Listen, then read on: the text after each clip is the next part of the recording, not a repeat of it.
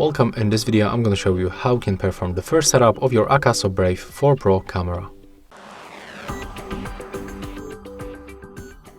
First of all, when you turn on your device, you will be welcome with this screen. So first we can select camera mode. So we can click right here. We can click to enter the settings, check gallery. We can slide down to open the quick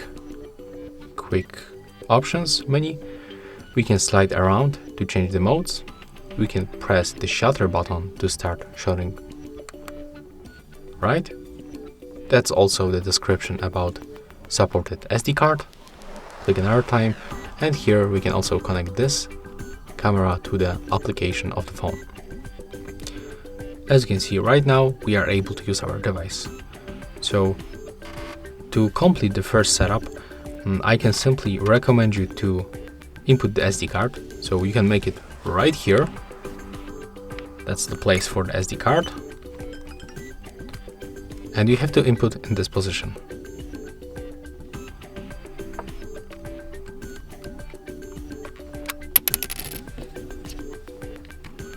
One more time.